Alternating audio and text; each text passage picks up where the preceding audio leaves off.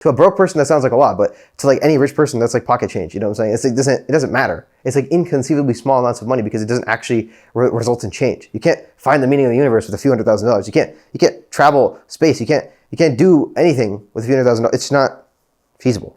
Okay, you need huge amounts of aggregate capital, huge amounts of human knowledge, huge amounts of like all kinds of things, infrastructure, in order to find the meaning of the universe. Okay, and progress our knowledge further. It's not going to happen if I'm out here taking small risks. Okay, big bets, big payouts, big losses. That's the way it should be. This is Akhil. I'm an agent in the Los Angeles area. This is documenting my journey towards finding the meaning of the universe. My current objective is to accomplish your real estate, any prospects real estate goals in the most effective and efficient way possible. And yeah, so currently in this video, we're gonna go over cold calling, some scrubbing considerations, splits, like splits in the sense like commission splits, some tax things that I learned about, and a couple other random topics that we're gonna talk about. So onwards onto the video. All right, so first things first, let's talk about cold calling. So I recently closed another lease that I had. And what I'm seeing is that I'm doing pretty much similar amount of calls as previous months, but there is less of like a closing rate or like a me listing stuff rate. I haven't listed anything new in a little while, and yeah, I have been following up a lot of leads, but I guess there's been a lot of people who are renting stuff, and not a lot of stuff is sitting on market for a really long time, and even the ones that are still getting a lot of activity. So I am getting less basically like leads that are willing to list with me, but that's all right. We continue calling and continue holding open houses. Going to hold 2 open houses this weekend, and yeah, just continue doing stuff. But yeah, that is just something that I noticed. Another thing is, I think last time we talked about when I was talking, I think it was like January 9th or something. So it was just as the fires were happening, and also I don't know if I mentioned it, but I turned 20. Officially on January 7th. So now I'm officially 20 as of the last video too, but I don't think I mentioned it, forgot. But yeah, basically the fires in LA caused like a surge of demand in certain areas, not all areas. In fact, most areas were unaffected by demand. But in certain areas, so like obviously if you know the Palisades fire was in the Palisades. So a lot of those people in the Palisades that were forced to move and then probably rent something. And so there was a lot of demand in the vicinity nearby the Palisades. So Santa Monica, Mar Vista, West LA, Century City, that area, like anything west of Beverly Hills, it had a lot of activity because it was near to the fire. It wasn't obviously that those areas were not on fire, but once those places in the Palisades were on fire, most of those people did not want to move far away from the Palisades because obviously they were living there. So all of the unaffected nearby areas saw a surge in demand. And I'd say most of the demand increased in price points between like $15K plus, and just in that price range. I know some people who had lower prices that didn't see as much demand, or just saw listings that just didn't have nearly as much demand. But what I was hearing from everyone else is that anybody who listed anything like 10 to 15,000 or more per month in rent was getting a ton of demand, multiple applications, and stuff like that. And then I also wanted to just talk about what my thoughts are on the price, like the whole price gouging laws thing. So basically LA, when they put in when the fires happened, they put in like a price gouging thing. So like nobody can raise rent, or if let's just say, because a lot of people were doing this, let's just say my place was listed for $20,000 a month and it was in Beverly Hills, right? $20,000 a month for a place.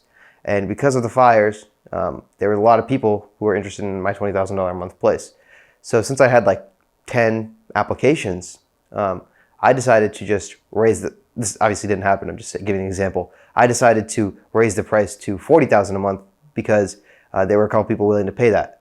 So in the city's eyes, that's considered price gouging, because there's a lot of demand because of the state of emergency being a fire, and people are raising prices because there's a lot of demand, and that's unfair to those people who are basically looking for a place. So my thoughts on this are pretty similar to, so I was watching Tom Bilyeu's podcast about this, and he kind of explained, and I completely agree with it. He basically explained like, okay, you're going to have a surge in demand, whatever it be. Like, if during COVID, there's a surge in demand for masks, obviously. And when you have a surge in demand, right, and you have a limited supply, by definition, the price, something has to give, right? If there's a ton of demand, if 10 people want this apple, right, and it's only one apple, obviously the apple is going to go up to whoever's going to pay the highest, right? And I guess that's upsetting to some people because it's like, okay, if you have 100 people and that lost their place in the flyer and there's only 20 rentals, if all those 100 people are competing against those 20 rentals, obviously whoever pays more is going to get it. And people feel that that's unfair. But the real question is, okay, well, you can deem it unfair, but then what is the thing that is what you're going to choose that differentiates between prospects, right? Because at some degree you have to choose. So let's just say you have 10 applicants, right? What is the thing that you're going to choose for between the 10 applicants that you're going to pick based on? Is it going to be who's in the worst situation possible? Like that doesn't make any sense.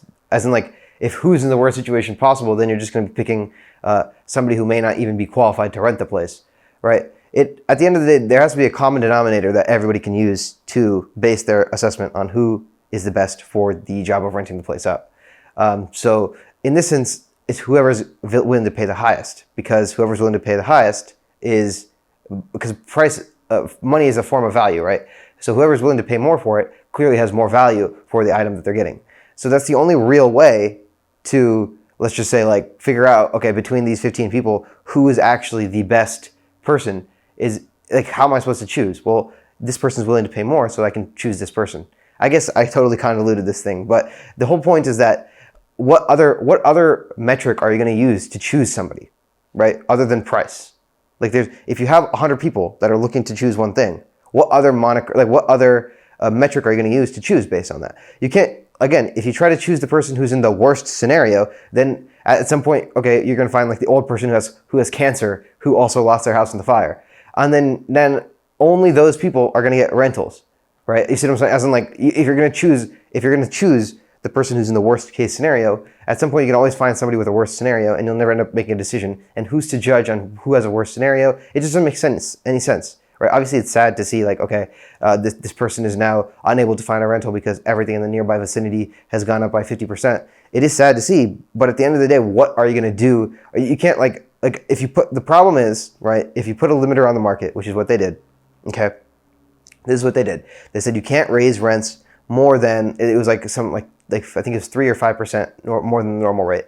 One, it's hard to define what the normal rate is because it's so variable based on property. Two, once you do that, once you cap the amount people are going to raise prices at, or people are going to put their place up for it, like, let's just say my place is normally worth $20,000, but because of this fire, it's probably worth $30,000. If you're going to limit that when I put it on market for whatever reason, the thing that you're going to get is you're going to exacerbate the problem even more. Because what's going to happen is, and what did happen, is you're going to have people who may have wanted to rent out their house for a higher price, but now that they're seeing that people are putting, like, they're restricting price increases, they don't even want to deal with, oh, what price should I put it at, or what is fair market value, or they're not even going to deal with that. They're just going to be like, okay, they're not allowing people to raise prices, so I'm just not even going to list my place for rent. So that reduces the supply further, if that makes sense, right? Because there's just less, if there's less profit to be made, less people are going to be trying to make a profit, right? If you have a ton of demand, right, immediately what's going to happen is people are going to try to make more supply, right? If you have 1,000 people trying to buy masks during COVID, or like millions of people, what do you think the mask suppliers, what do you think the mask manufacturers are going to do? They're going to ramp up production, right? If you artificially limit the prices of masks, right, what's going to happen? Then all the people who are selling the masks, right, they're just going to be like, okay, why should I even ramp up production if I'm not even going to make any more money? It doesn't make any sense. It's just like, there has to be like an incentive to have more supply, so people can, if the prices are also raised, then other people can now also introduce their property to the market, thereby increasing supply. And then once you have a demand and supply, and once you have too much supply and less demand, what happens to the price? It'll naturally go down. So over time, it'll naturally just even itself out.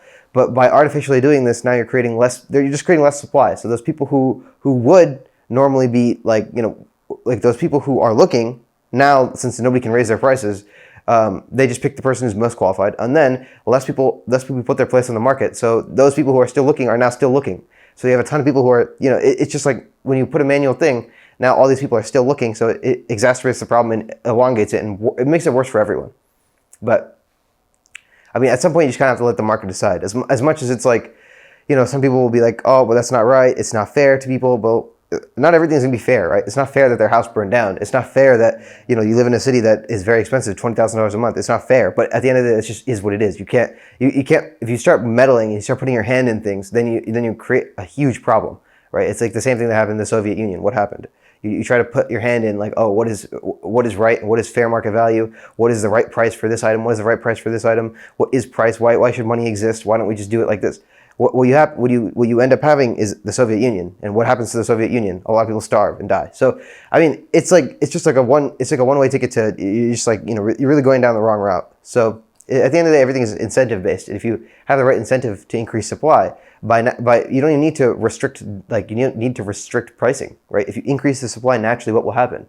It'll end up evening out. At some point there'll be more supply than there is demand, and then people are going to be forced to reduce the price. It's if you're locked into a lease for a year, right, and it's $40,000 a month because you paid double during the fires, 3 months in, like, let's just say 3 months into your lease, you see places very similar to yours that are on the market for $20,000, $15,000, half of what you're currently paying. What do you think you're going to do? You're probably just going to break the lease and go to the next place. You're just going to find another place. You're going to be saving $20,000 a month. Obviously, you're going to break the lease and go to the next place. It just naturally, that's what's going to happen. So it's not a complicated thing in terms of like, oh, a ton of people are going to be losing money. It's not like that. It's just if you let the market decide, the market will decide. But I don't know. I guess enough of a tangent. That's just what I think about the price gouging. It just doesn't make sense from a logic perspective. But I mean, I have no power to stop it, so it doesn't matter at this point. Another thing that happened is a lot of landlords have their expectations really high, especially landlords that are not like really in the vicinity of where it's going to get, like, where the demand is. So for example, I've seen a lot of landlords in the Woodland Hills, in the valley, Woodland Hills, West Hills, Northridge, those areas, and the landlords are basically expecting something that doesn't exist because they see, like, oh, there's probably a ton of demand from the fires, but and then they're putting their price for like a $5,000 rental at $10,000. Oh, it's a furnished $10,000 rental. There's a lot of demand, so get it quick. That's what they'll put in the description. And it's like they have 0 contacts and it's been 30 days. And it's like, okay, hey, I don't think you understand that most of the demand is not going to be centered around areas very far away from the Palisades, right? It's just like a lot of the people who are affected by the Palisades fire are not going to be coming up all the way to the valley. There are a ton of rentals nearby, like west of Beverly Hills, because like you have to think, people aren't going to uproot their entire life, right? If you've been living in the Palisades, for example, the west side, right next to the beach, right? If you're living in that area, you're probably not going to move all the way to, like Hollywood or something, or all the way to the valley, like 45 minutes away. It doesn't make any sense, right? Why would you do that? You could just get another rental. If you're in the Palisades, most likely because the Palisades is kind of an expensive area, so most likely you're paying for something that is in that price range of the Palisades, which is kind of expensive. So the Palisades price range, Santa Monica, Mar Vista, all these areas are in pretty similar price ranges. So you probably just move from there to another one of those close by areas. That way you don't have to, you don't have to uproot your entire life. Like if you work nearby, you're not going to drive 45 minutes extra just because it doesn't make any sense, right? So you're probably just going to look for stuff nearby. And there are a ton of multifamily stuff too. And it's like, it doesn't make, there has been zero, because I had lease listings in the valley, there's been zero increase in demand for those lease listings in the valley from the fire. Yeah, I mean, we should consistently keep calling, and some months will be slower, some months will be faster, and that's just how it is. And I'm gonna right now go into the subject of scrubbing and how I can make that faster, and potentially how I can increase the number of leads that I can get, that I can effectively and efficiently service. So let's go to scrubbing now. So the first thing with scrubbing right now is, I think I talked about in the last video that I was using apartments.com and Zillow. Eventually you run out of those two as well, because apartments.com is not that big. So once you run out of Zillow, apartments.com, you also got Craigslist, which now I'm checking. And once you run out of all three of those, well, you're kind of screwed, because there's not much else you can do in terms of lease listing calling. At least I've looked up all the other apartment rentals. I've looked at most of the other apartment rentals, and unless I'm missing something, which I don't think I am, there's not really another website where you can get more rental leads. So maybe I'm gonna have to try calling another. The thing is, so what I want, obviously, from a lead generation source is it to be efficient, right? Because when I was door knocking, it was very inefficient. You get, for the 6 months I was door knocking, I got 0 actual leads that panned out, which basically means that it's absolutely positively useless. And a couple of those leads I thought could work out. And, when I was door knocking with Danny, we got a couple good ones that we thought were going to pan out, but they never ended up doing so. They listed with some other agent, or they listed with some like discount brokerage, or they never ended up selling their place. They ended up like doing something else, like renting it to their friend or something. There's a lot of that's a lot of what happened. and none of the leads, not a single one, has panned out from door knocking. There was only one lease that I ever closed from door knocking, and that wasn't even from door knocking. That was just like walking by on the street. I just met some guy, and he's like looking for a lease, and then I helped him find a place, all the way down in by shoot, I keep forgetting. I can't believe it. By Long Beach, sorry, by Long Beach. I helped him find a place by Long Beach, and I didn't even go there. I just found it online. But anyway. But yeah, that's what I'm saying. So so that means it's a very inefficient thing. I'm not saying that door knocking can't achieve results. I'm just saying it's very inefficient. For door knocking hundreds of doors a day, I think the number was close to like 12,000 doors or something that I knocked, like 10 to 12,000, somewhere around there. So for that many number of doors, for the output that I got, which is nothing, for one lease closing, it's very inefficient. Open houses are really good because I've gotten a ton of leads from there, made offers with people from there. So I know open houses is like really, really good. But you can't hold an open house every day because you won't get any people. So those are really exclusive to the weekend. So you try to maximize your weekends as much as possible with open houses, almost as much as, hopefully every weekend, but as many weekends as possible. You try to get Saturday and Sunday open houses. So that leaves, Monday through Friday, obviously. And in Monday through Friday, I'd say like 2 days of the week to 3 days of the week, you can probably do full cold calling leases. So that leaves another 2 days of the week that I could potentially do some other lead gen. But cold calling expires is also pretty much equally as inefficient as door knocking. It might be slightly more efficient, but from like the 2 or 3 months of cold calling that I did, and I had a ton of leads and I was calling a ton of people, I didn't get anything out of it. So that basically, maybe I could have gotten better. I haven't done it for more than 6 months, but at this current point, I don't feel like it's as efficient as open houses or lease listings, calling lease listings. So I'm trying to figure out like what is the best way to continue lead generation in the most effective and efficient way possible. And I haven't had that solution yet, but I think I'll think of something at some point soon, hopefully, and we'll figure it out. But currently, I've just been doing other things like posting or kind of focusing on just organizing everything and getting ready. Basically, like if a fisherman is not able to fish, then he'll get the nets ready, get all the fish hooks ready. Basically, that's what I was doing. I'll organize the cold calling list. I'll just go through all my script and everything, go through everything, make sure everything is correct. Do my posting, just try to do as much as I can around the cold calling and the open houses, getting ready for the open houses, procuring the open houses, all that stuff. That's what I'm trying to do when I don't have anything to call. But again, I think I will end up probably either figuring something out or just doing something during that open house time, or during those basically 1 to 2 days a week that I realistically don't have people to call. And another thing I thought about was, why don't I hire somebody on like those Upwork or something like that, one of those sites, to scrub my data for me. So I thought about this, and I could probably make like a spreadsheet of how effective, what the dollar amount would need to be for me to like actually see a return from my investment, from spending, because you can get like an offshore worker to basically scrub the data, and then I could just call the data, so I could be calling more. But then what my thought process is, okay, if I get them to scrub the data, right, let's just say whatever the cost is. I mean, I know it says like $5 an hour on Upwork. I haven't actually checked it. My expectation is probably going to be more than that. So I'll just say $10 an hour, maybe $15 an hour. I don't know. Maybe it costs me $20 each time. Okay, let's just assume it costs $20. It doesn't matter. Forget the cost for a couple minutes.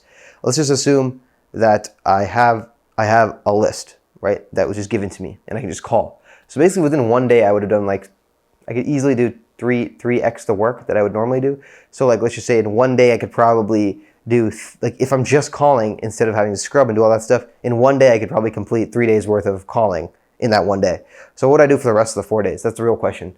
And maybe that is a good idea. Yeah, so my question would have been like, okay, so my question is really, okay, so I can do those that, spend a $20 or $30 for whoever to scrub the data for me. But my question is, now with that extra 4 days or whatever, it'll really realistically probably take like it'll give me an extra like 3 or 4 hours per week. So with that extra 3 or 4 hours, what am I going to do that's more valuable than the money I just spent, right?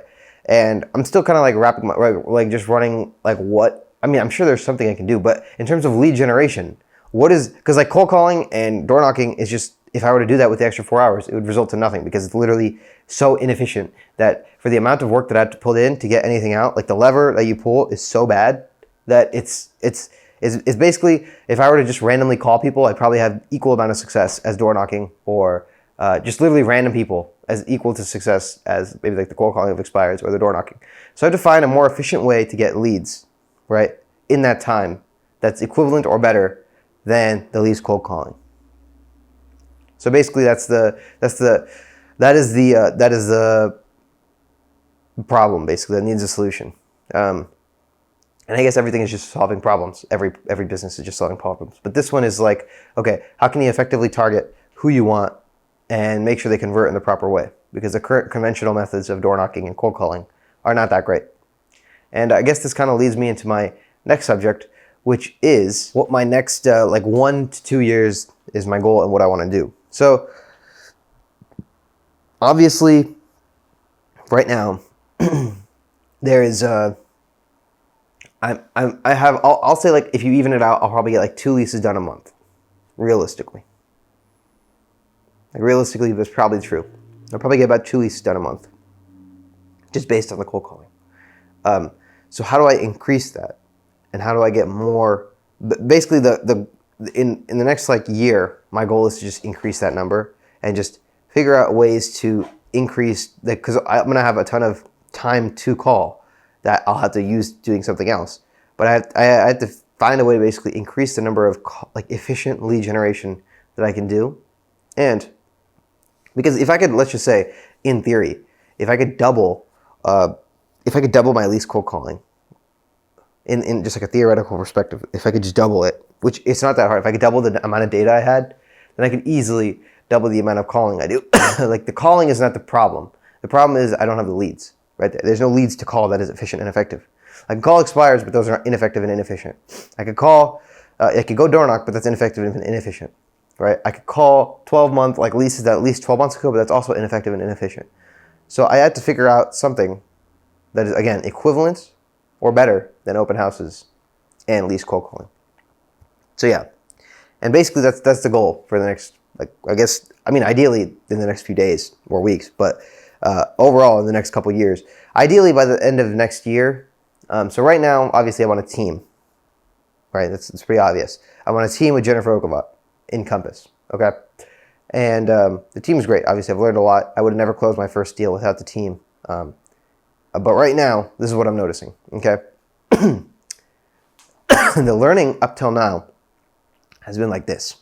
Okay, I've learned a ton. And right now, I feel like I hit a point where the learning went like this. You know, it's like I haven't learned that much more. I haven't gained that much more skills. I haven't gained that much more experience in the last few months.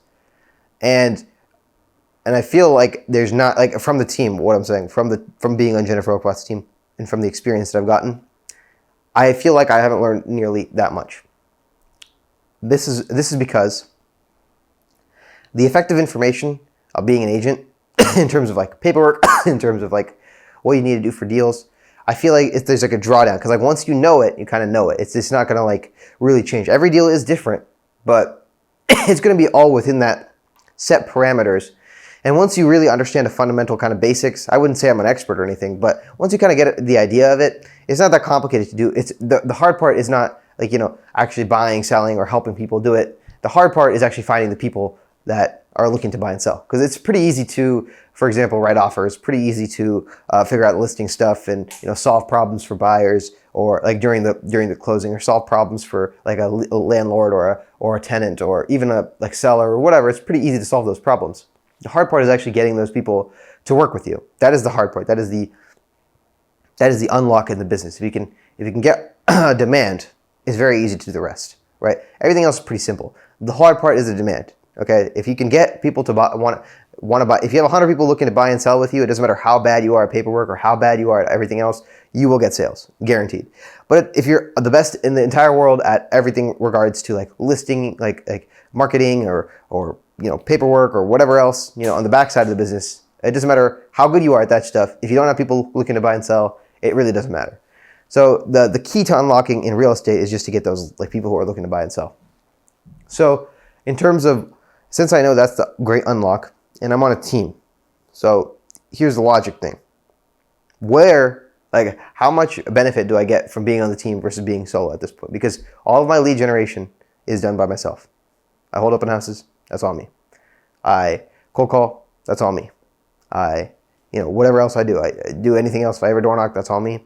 All the leads so far I've gotten are from my doing, right? The only land listing that I got was obviously Jenny gave it to me. And obviously I'm not against, like staying on the team or anything. There's nothing against the team. I've learned a lot. But what I'm saying is a year, 2 years down the line, I don't know how much benefit you get from being on a team versus being solo. Because again, it's a 30% tax basically.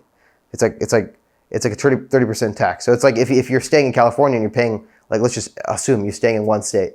California is a good example because they exactly do this. But let's just say you have the same business model. Your business is online, for example. Okay, you have an online business. If you stay in California, the tax is 30% higher than if you go to Nevada or something. So what difference does it make? Like what benefit do you get from staying in California? If there's literally no benefit, then obviously there's not really, it's just like a logic fail of why you'd stay. You're going to obviously take the emotions out of this and look at it as logically as possible, right? So that's the same the same thing I'm trying to get at right here. Okay, so what is the direct proportional benefit to dollars in? Because it's a business, right? It's a business. At the end of the day, it's a business. And you want to have the most profitable business possible. How does staying on the team affect the profitability of my business positively? That is the question, right? And if staying on the team does not proportionally affect my business more than the tax I basically pay to be part of the team, then it's not worth being part of the team. Just a simple fact, right? It's not like complicated or anything. It's just very simple, right? And currently, like I said, 30% tax, right? It's a 70-30 split. I guess 70% of what I make, but 30% tax for being on the team. And then it's another 30% tax of that 70%, right? It's another 30% tax to Compass. So a total, it's 70-30 twice. So if you have $100, the first thing is $70. Okay, that's what I'll get. 70-30 tax to the team. Then from that $70, there's another 70-30 tax with Compass. So I'm paying 30% tax twice. It's not 60% total, it's somewhere around 52% total because again, you're getting 70% of the 70. It's not just like 70 and then 70, if you understand what I'm saying. So 70% of that 70. So which means at the end of the day, anything I make, I'll get about $48 or about $50, $48 to $50. Okay. So there's a permanent 50% tax that I'm paying on whatever I make, right? That's before California and federal taxes. Okay. So if I let's just say was a solo agent, that would only be 70-30. So I'd essentially make $20 more and keep it, right? And over time, if you're a better and better agent, obviously you can get a better split with Compass, maybe 80-20 or something like that. That is definitely a possibility. But the real question is, okay, how does it proportionally benefit me to stay on the team? And that's what I'm trying to say. So within the next year or so, my thought process is if I can self-sufficiently consistently get the leases and the sales, right? Then just be my own agent. Because at this point, I don't proportionally see the benefit of staying on the team in a long-term perspective. Because I don't see my skills or experience really, I don't see anything really I'm learning that's greatly, that I'm learning a lot by being on the team. I don't see anything like that. I don't see myself really, like I don't see anything specifically proportionally that any lever that I'm pulling by being on the team that's better than me being solo. Because I don't necessarily need to say I'm on the team and we do this amount of sales. I can just say, hey, I'm with Compass. Compass has done this in the neighborhood. I don't see, you see what I'm saying? Like that lever, this is what I'm figuring out. I'm just like, thinking out loud here. There's nothing against anybody. I'm just saying like from a profitable business standpoint, that's what I'm looking at. Another thing I'm looking at right now, I'm not looking at, but I'm just thinking about out loud, is real estate is a very commodity heavy business basically, because an agent is very, like, it's basically a commodity, right? It's like gas, okay? If you have two gas stations right next to each other, okay, one of them is on the right corner, one of them is on the left corner, okay?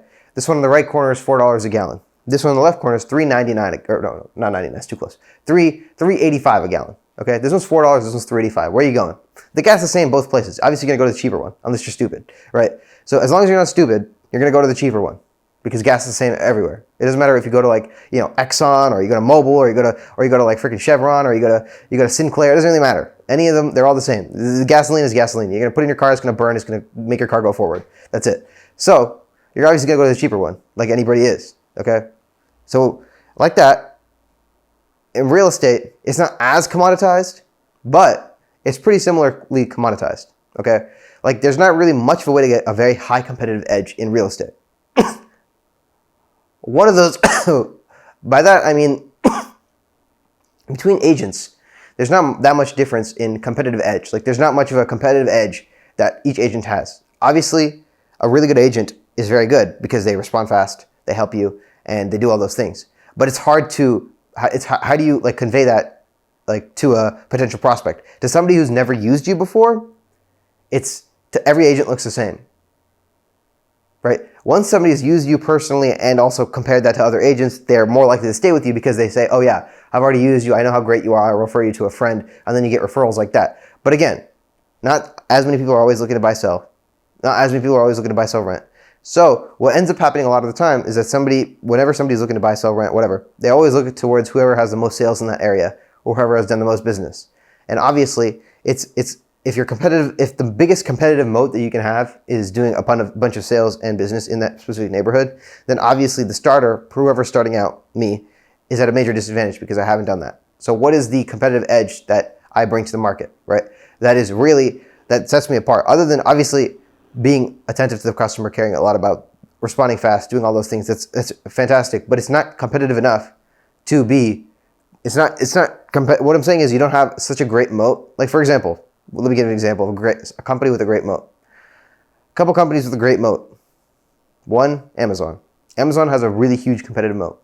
One, because of infrastructure, right? They have a shit ton of infrastructure all around, right? Another infrastructure in the sense that nobody can replicate Amazon, because if you go try to sell stuff online, right? One, you're never going to compete with Amazon's prices. Two, you're never going to compete with their ability to deliver anything within 2 days because they're everywhere. And three, you're also never going to be able to compete with their software. It's just so good at recognizing what you're looking for and putting the right things in front of your face so that you buy it, right? The next thing, another great company is Tesla. You can't copy what Tesla's doing, right? Because they built it out like a really big competitive moat. One is full self-driving. Two is the biggest supercharger network. No other car company has that. Three, it's definitely it's a very, very good electric car, right? These are things you just can't replicate. These are just fundamentally, it's a huge moat, right? You see what I'm saying? And no business starts off with a moat, but there has to be the possibility of having a moat, right? And in real estate, by being an agent, it's very close to being a commodity. The only moat you can have is a ton of sales and experience. And the only way to get a ton of sales and experience is to have a ton of time in the market or being an agent for a really long time, like 20, 30, 40 plus years. And there's nothing inherently wrong with that. It's just, and I don't necessarily want, I don't want to be like, I'm not like, the time frame is not, I don't want to be like rich tomorrow. That's not what I'm saying. What I'm saying is, on a long-term perspective, if I want to accomplish the meaning, right? It just doesn't make sense to spend 40 years, obviously, trying to become the best real estate agent, because the outcome distribution is truncated by, like, how much does the highest paid real estate agent really earn? Like, if you really look at it, like after all costs, after paying administration fees, all of that, how much does the top paid real estate agent actually earn? The top paid real estate agent earns maybe close to about $500K per year. Maybe, net, take home. That's after like 25 years of work. Maybe about $500K per year. The Altman brothers, maybe like Drew Fenton, maybe Aaron Kerman, they may earn 1 to 2 million take home per year after all costs, fees, and everything, 1 to 2 million. But that is like that's like the 1% of the 1% of the 1%. All those people have been in the market, like been an agent for 20, 30 plus years, 30 plus, like 3 decades basically. They've all been agents, okay? They're selling the highest price point in the entire country, which is, Beverly Hills, Hollywood Hills, Malibu, that area, that really, really high-end area. So like 20, 30, $40 million homes. They're all selling, right? And they also it's not just the listing and the commission that they get, okay? It's also all the fees associated with that. You can't just show up in a Toyota Prius trying to sell like there's a certain standard you have to maintain. You have to actually when you hold like brokers opens, you have to maintain a certain standard. That shit costs money. You have to have like, for some of these big houses, they literally have to have like people like a valet service just to hold an open house because of how complicated it is to actually get to the house, how many people are coming through, and they have food, services, drinks, blah, blah, blah. They have like a Twilight open house. There's like a lot that goes on, okay? It's not like they're staging that sometimes agents have to end up paying for those really expensive houses. It's not a very margin efficient business. Like if it's a $40 million listing, you're gonna have to spend like 30, 40, 50, 60 grand on the house, marketing it properly, holding open houses, doing all that stuff. Otherwise, you're just not gonna it's not gonna sell. Simply not gonna sell. It's not gonna happen. So, like I said, those top the highest agents maybe earn $1 to $2 million a year. You know who else also earns $1 to $2 million a year? People earn it's not a very to spend 30 years just to earn $500,000 to $2 million a year net take home pay. 30 years. We're talking about 30 years, right? It doesn't really add up to me as being the biggest return on investment in terms of like a business sense. Just because that's like in terms of like revenue, or even just net gross, like just net gross, that's funny, I just combined those two. But even in terms of just net profit, right? After all costs and expenses, it's just not, like an average business does that, an average one, like an average business. That's not even that great. Like if you have 2 or 3, sandwich shop locations, you could probably, get that. It's an average business that, and like, it's something that, would take only a few years to actually like, get ramped up. If you're doing like an average business, like you can own like 5 or 10 like laundromats and make that same amount of money, and it wouldn't take you 30 years. You know what I'm saying? It would take you maybe 10, maybe 5, depending on the business. So what I'm saying is the next thing I want to do, right? And I'm not saying I'm going to start. I'm going to continue on this one, like I said before, at least for the next 2 to 3, 4 or 5 years. All right. I don't want to just get into something and then just jump right off. That's not why I do things, right? The whole point of getting into real estate was that it's directionally correct, right? It's directionally in the way that I want to go. I want to, learn how to sell, learn how to market. I've learned a lot of that, and I want to continue learning and getting better at that. So that is not the issue. I'm not trying to just like, oh, I see this is a golden opportunity, I'm just going to stop whatever I'm doing and jump over. That's not what I'm saying. What I'm saying is this. It may look like that, but that's not what I'm saying. What I'm saying is, when I do something, the next thing, whatever I do, I want to make sure that whatever it is, there's a competitive moat, and that even if the chance of success is low, right? Because what is the chance of success of becoming the number 1 agent? Pretty low, obviously. But what is the chance of success of becoming a decent agent? Pretty high if you stay in the market for a while. Like if you're consistently cold calling, consistently holding open houses, consistently trying to get better at conversating with people, sales, and all that stuff, and you stay in the market for 5 to 10 years, odds are you're going to be a successful agent making about 100 to 200K per year. That's not guaranteed, but it's a pretty high likelihood of success if you actually consistently stick to the plan or whatever you want to call it. If you stick to a high likelihood of success, I'd say 75% chance of success. What is the likelihood of actually creating a successful business? It's obviously lower. Like if you want to like start up an actual successful like business in the sense like a profitable, high profitable business that's new or in some way has a competitive edge to what's currently on the market, chances of success are lower than becoming a real estate agent, which is obviously explained by the return, right? If you're a successful real estate agent, how much do you make? Maybe 200K per year. If you're successful at business, like very successful, if you successfully run business, how much do you make? You can make multiple millions per year, pretty easily actually. That's not even a lot of money. That's like some businesses make that in like 5 minutes. So it's not like a considerably high level amount of money. The real thing is you don't have to find a business. You have to execute and make sure that whatever you're doing actually has a competitive edge. So whatever the next thing I do, right? That's all to say. Next thing I do, whatever it is, has to have a competitive edge, right? There has to be like a moat of some sort that I can actually like either foresee or, there has to be a competitive edge to where I bring something to the market that is actually truly better than what is out there, right? Because as a real estate agent, yes, I am better than your average real estate agent in terms of responsiveness, helping out. If you have a question, I'm answering it as best as I possibly can. If you have any, thoughts about like the market, any like questions about anything that's going on in the real estate market, price per square foot, whatever it is, I try to know as much as I can, try to be as knowledgeable as possible. However, that is not enough of a competitive moat to really say that I provide significantly orders of magnitude more value than any other competitor, right? I don't provide orders of magnitude more value than the next best agent. That's just the truth. Okay, that's just the objective truth. There's not really much of a way to provide orders of magnitude more value to a consumer in real estate.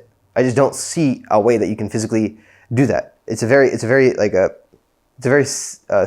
would say like a very stationary, stable industry that is very consistent over time, which can be good if you're like if you're trying to invest and just keep your money like held. Like if you buy a real estate brokerage, you kind of can expect the next returns for the next 30 years pretty accurately because it's very consistent and stable. But it's not good from the emerging person trying to make money or try to just provide value to consumers, because at the end of the day you can the level of value you can provide to a consumer is limited.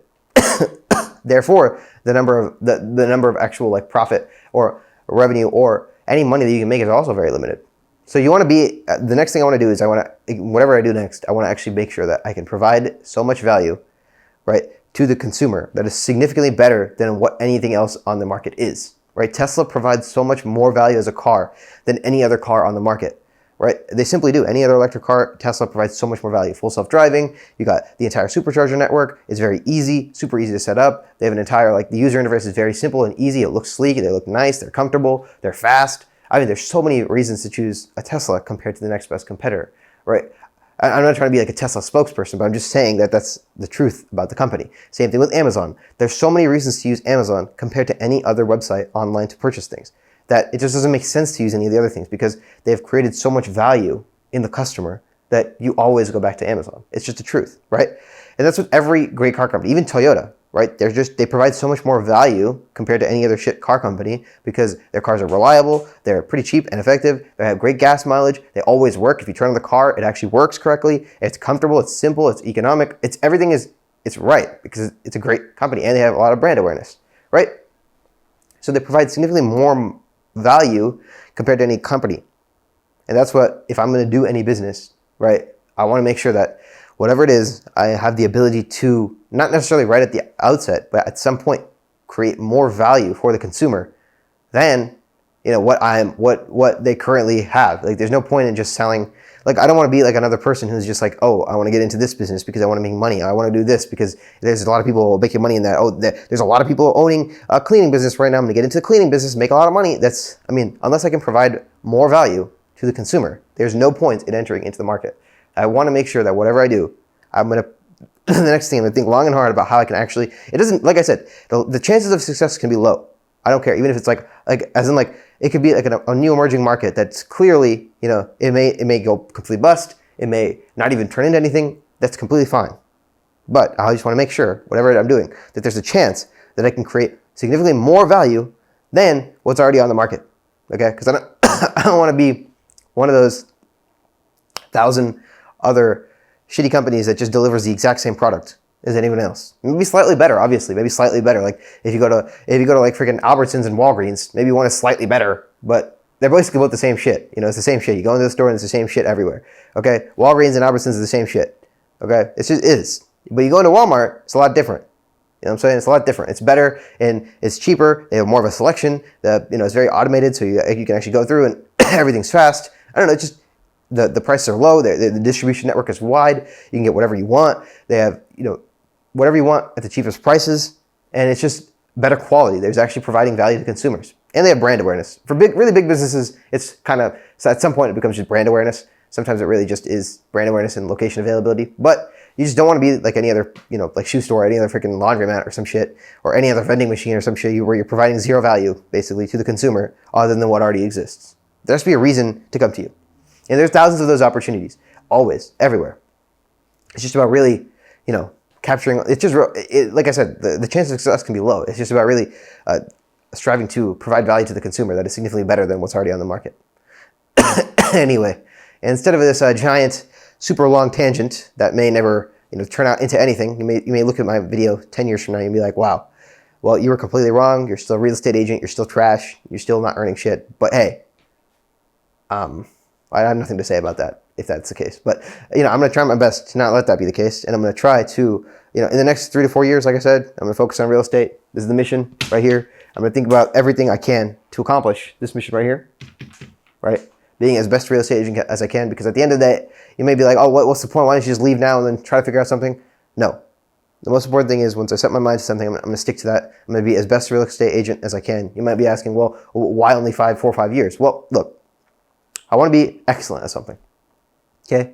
Once I can officially say, hey, I was excellent as a real estate agent. I closed this many deals. I was in the market for XYZ many years. I really understood the real estate market. Okay? I really understood being a real estate agent. All of it. Because I've already learned so much in the last 2-3 years. I will learn that much or more in the next 2-3 years. Okay? And I want to continue learning. I want to actually understand the field, understand everything. Okay? And then slowly, once I'm ready and I have cash or whatever, an investment, then I'm going to take that, all of it, okay, and put it on and go all in on something, even if the chance of success is low.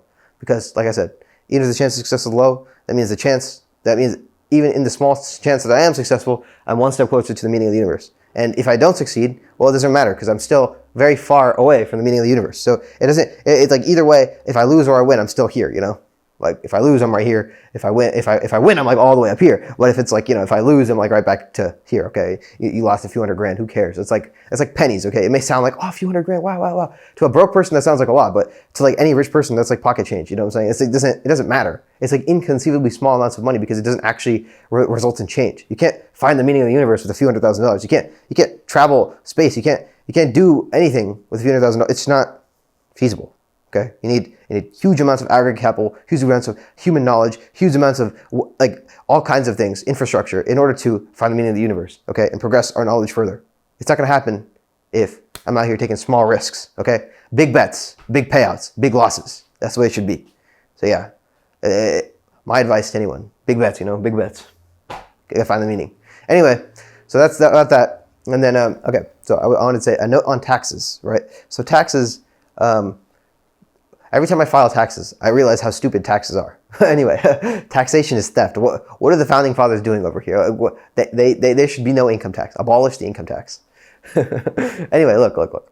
Taxes are very interesting because so basically, I hope the IRS doesn't watch this because last year, I think going back, so I went through, and you know me, my plan was actually originally to just go to a CPA tax person. And then I was like, okay, well, I could go to a CPA or I could try to do it myself first. Okay, understand all of it, and then I can, if I have trouble or I want to confirm something, then I go to a CPA just so that I actually understand what is going on, so that I can talk to a CPA, without sounding like a freaking idiot. Okay, because when you look at the tax code, unless you actually sit down and read through it, you're not going to understand what's going on. And I don't want to be like one of those guys who goes to the CPA like, here's everything I got.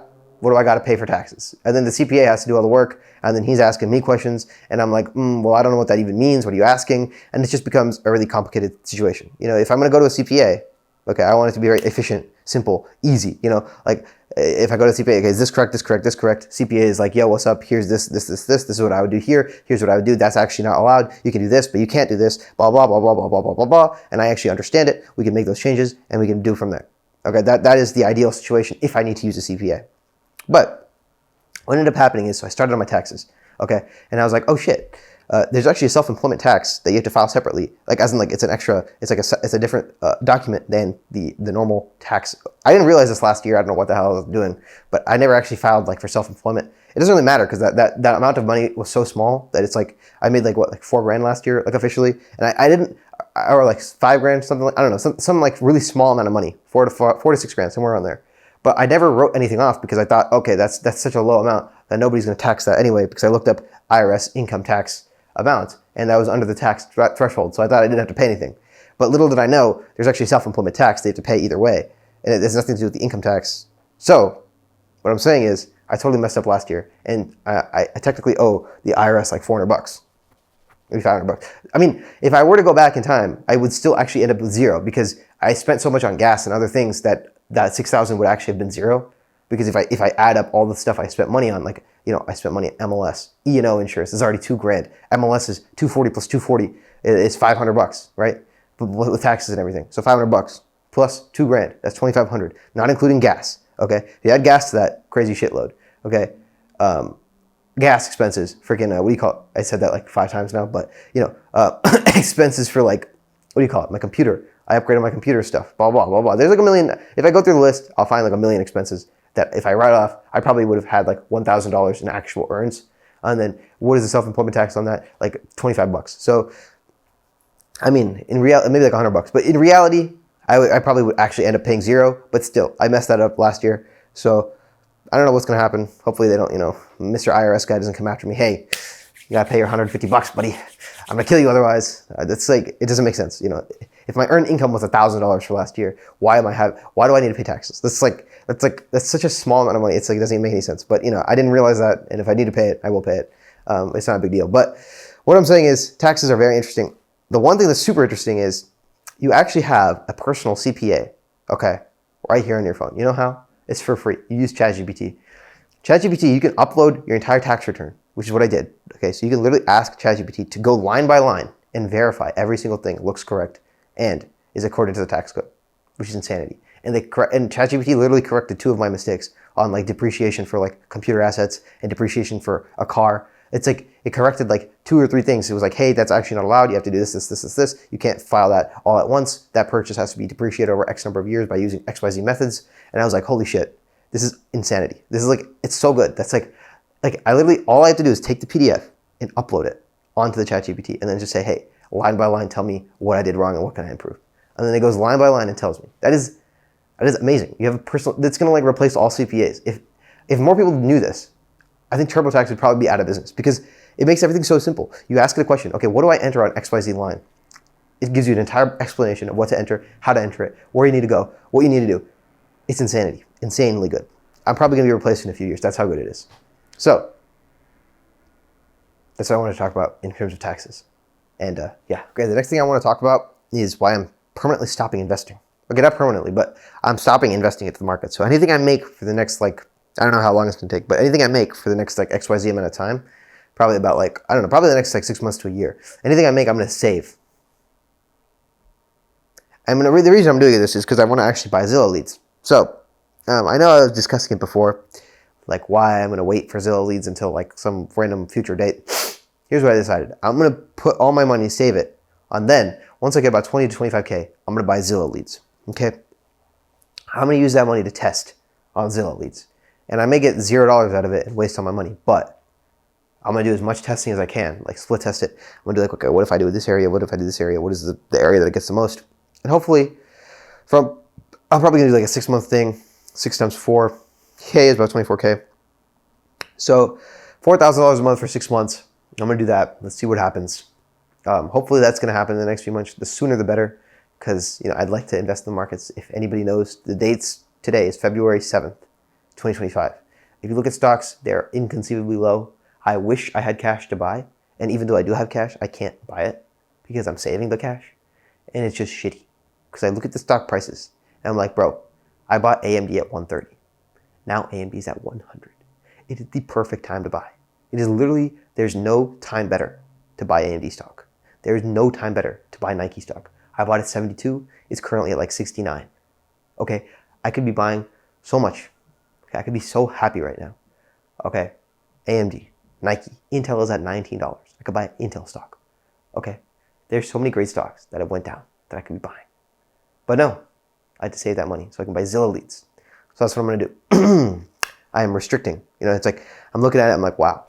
Every time I look at the market, I'm like, holy shit, I have to stop looking at the market because these are too appealing prices. If I keep looking at these markets, I'm literally going to take the money and I'm just going to buy stocks.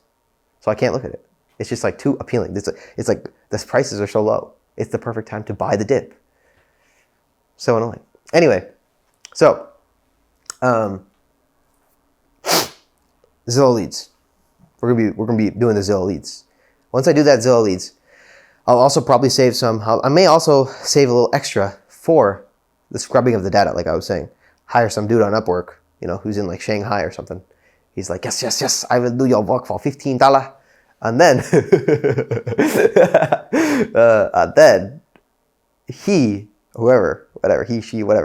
dude in Thailand, okay, he's gonna do my job for me for $15. It's gonna be great. And then I'll be calling leads all day, every day. That is the plan. And the next thing I want to talk about is fixing one bad habit at a time. So the first thing is music. I think it's the biggest scam on earth, listening to music while you work. That is the biggest scam on earth. It doesn't exist. You can't listen to music and work at the same time. It's like a scam right there. It's a scam. I need to stop doing that shit. Because like what ends up happening is you think, oh yeah, I'm just listening to music, I'm doing my work. But then something on the music distracts you. It's like there's like some lyric or something and it sparks up a question, or like the thumbnail or like the picture or the music. It's like you're listening to like, some Soviet era music, and then you see on the picture like, whoa, that's some Soviet era Kremlin shit. And then you look up, where's that picture from? And then you realize, wow, that's the Kremlin in Moscow back in 1946. And you're like, whoa. And you start getting deep into Wikipedia articles of how cool the Kremlin was. And now before you know it, it's been 15 minutes. Okay. And you're like, what the hell? See, if you weren't listening to music, you wouldn't have gotten down that track of looking at, what the Kremlin looked like. It hasn't changed much, but what the Kremlin looked like in 1946. You wouldn't be looking at the Battle of Berlin. Okay. You wouldn't be looking at that 1940. You wouldn't be doing that. Okay. You only get distracted like that if you're over here listening to music or like listening to podcasts or something dumb like that, which is exactly what I need to stop doing. So one bad habit at a time. Okay. First things first, you gotta stop the music. Stop the music. Okay, drop the mic. Second thing second, you gotta stop wasting time listening to podcasts. Some podcasts are good, but this is what happens, okay? You convince yourself, well, I'm driving. I'm driving. What am I gonna be doing? I'm listening to a podcast while I'm driving. That might be true. But then you're midway through the podcast, you stop driving and you walk in your house. Now you got the podcast on. Now you're like, okay, well, I need to eat something real quick. See, your brain is getting you. You want to keep listening to that podcast. So your brain's like, I need to eat something. So then you eat something while you're watching that podcast. It's an extra 15 minutes. Then you're eating slowly, like naturally you're eating slow. Because like if I wasn't listening to that podcast, I'd just take something, put it in my mouth and start working, right? But no, you're listening to the podcast, so you're sitting down, you're taking your time. You see what I'm saying? You don't even realize it, but that's what's happening, okay? And then you think of some other random thing. I need to clean this thing. It's dirty as shit. You start cleaning because you want to listen to that podcast. And you see, it starts to add up. You like once you actually stop and like look at it, you're like, what the hell am I doing? This is obscene. This is stupidity. This is like this is insanity right here. What I'm doing. This is like completely. This is wrong. Okay, I'm wasting time for no apparent reason. I could have all of my items done by like midday if it wasn't for like all this distraction, because then you like on a podcast, then the podcast talks about some like, the War of Three Kings or I don't know, some crazy shit. Okay. And then you go and start scrolling for a while. You start reading some history on some bullshit that nobody gives a shit about. And then before you know it, you wasted an hour for no reason. Okay. This happens so much. So I need to stop the music. Okay. I gotta figure out the podcast thing. Cause like maybe only while driving you have that podcast. The second you stop driving, you gotta switch that shit off and then delete the shit. Okay, and then only while you're like cooking or some shit. But you got to make sure it's not extending. I got to figure that out to make sure I'm not wasting any time. Because this is what I notice. I walk in the house, I start doing everything slower because I'm listening to the podcast. It's all bad. It's all bad. This is wrong. This is horrendous. Okay, we're gonna stop the downtime, stop the shit. Okay, and that is the main two things that I'm trying to deal with right now. That's not deal with, but like just trying to like erase. You know what I'm saying? Listen to music because that is. Because like your brain convinces you, all I'm doing is listening to music. No, you're wasting time. You're wasting time. You gotta find the meaning. No excuses. Get down to the business. You know what I'm saying? Gotta find the meaning. You gotta make a competitive moat. Competitive moat. Man, what am I doing? What am I doing? I need to make a competitive moat. Okay? I need to make a competitive moat. Look at Jeff Bezos. Top G over here. Look at Elon. Top G.